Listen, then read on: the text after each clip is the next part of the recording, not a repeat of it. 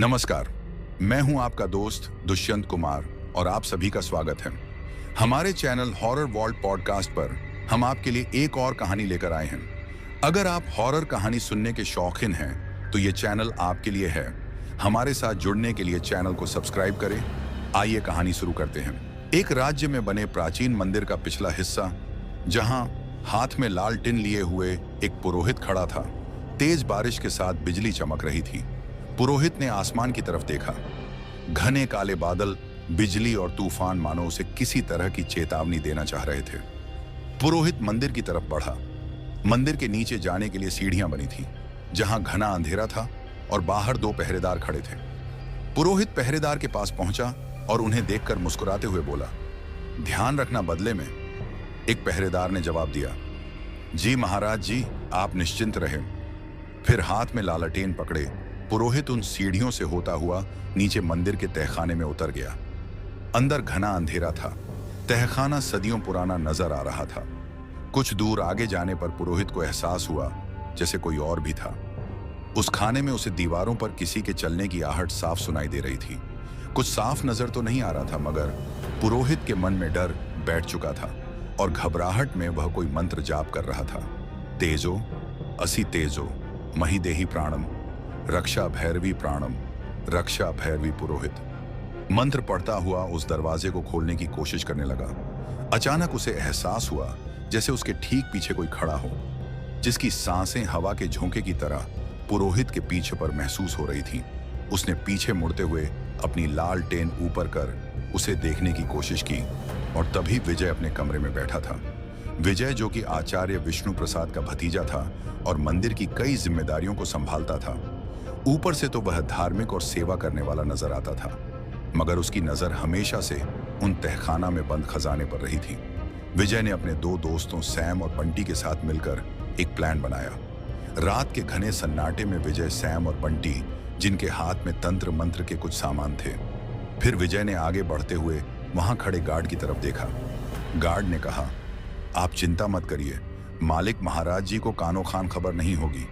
विजय, Sam और बंटी तहखाने के अंदर दाखिल हुए, जहां घना अंधेरा था। तीनों आगे बढ़ रहे थे कि तभी उन्हें दीवारों पर होने वाली हलचल का एहसास होने लगा, मगर सख्त चेतावनी थी कि उधर कोई नहीं देखेगा। हमें चलते हुए काफी देर हो, अब आखिर दरवाजा कब आएगा? विजय ने मुस्कुराते हुए सामने देखकर कहा, वो रहा दरवाजा। हमारे बिल्कुल सामने सामने एक बहुत बड़ा और प्राचीन दरवाजा था, मगर उन्हें अभी भी एहसास हो रहा था जैसे उनके आसपास कोई हो। तभी बंटी ने डरते हुए विजय से कहा, विजय, हमारे पीछे कोई है, मुझे डर लग रहा है, पीछे मत देखना। बेवकूफ, कोई नहीं है हमारे पीछे। फिर विजय ने एक झोले से जल की शीशी निकाली और ताले पर छिड़क हुए कोई मंत्र पढ़ने लगा। कुछ देर मंत्र पढ़ने के बाद ताला खुल गया। डरते हुए तीनों अंदर दाखिल हुए। अंदर सब कुछ सामान्य था, मगर तभी दरवाजा अपने आप बंद हो गया और सामने की दीवार पर लिखा था, अंत ही आरंभ है। इस लाइन को पढ़ते ही तीनों काफी घबरा गए।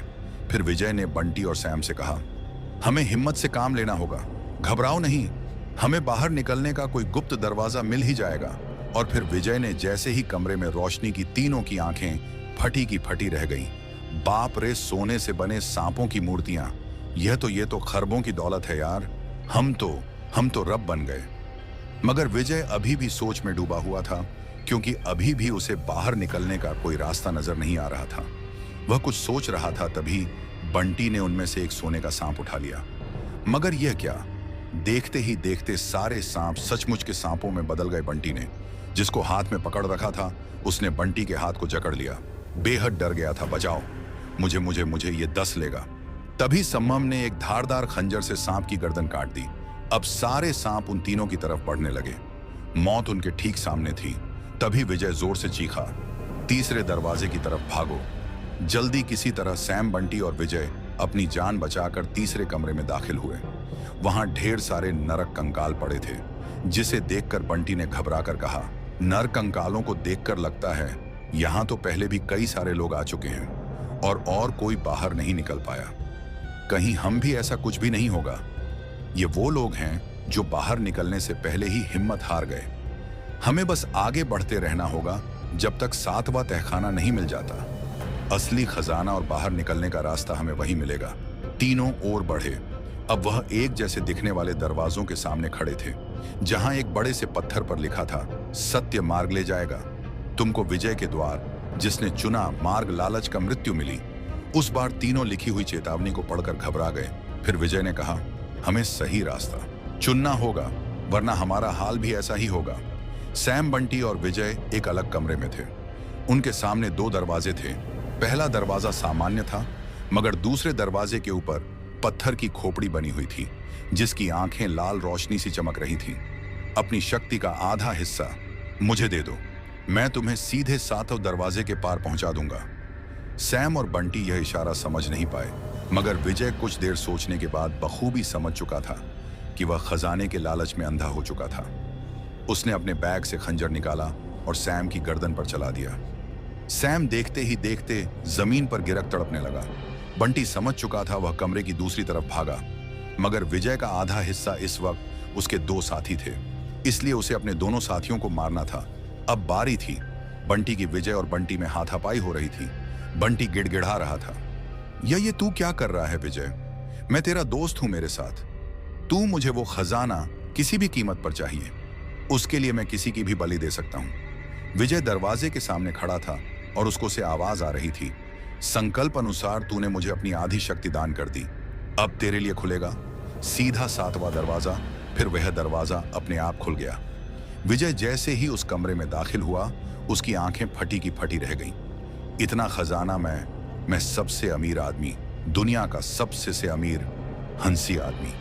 कुछ देर के जश्न के बाद विजय सारे खजाने को अपने बैग में भरते हुए खुद से ही बातें करने लगा।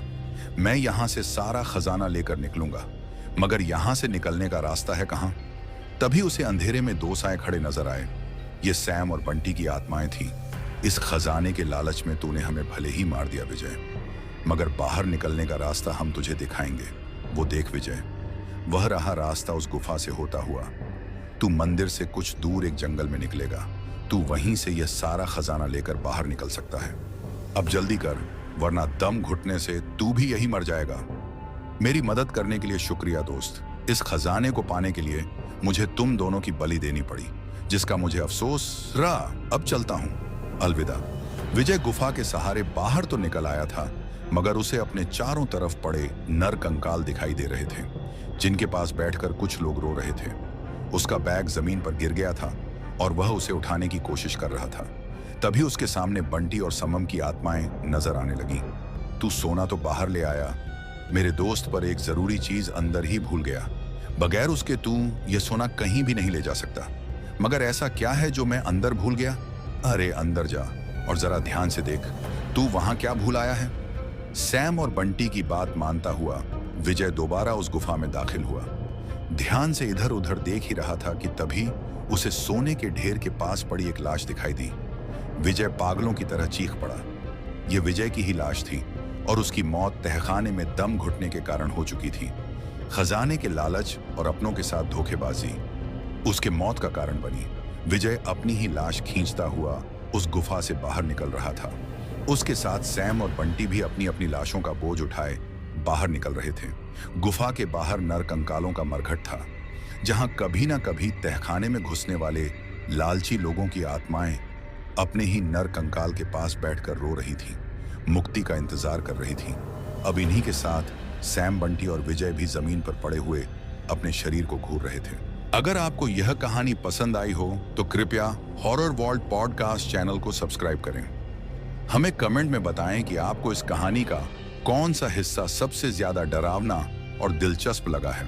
और हाँ, ऐसे और भी डरावने और रहस्यमय रोमांटिक किस्सों के लिए बेल आइकन को दबाना ना भूलें, ताकि आप कोई भी नई कहानी मिस ना कर सकें। अब तक के लिए इतना ही। अगली कहानी में हम जल्द ही फिर से मिलेंगे। धन्यवाद।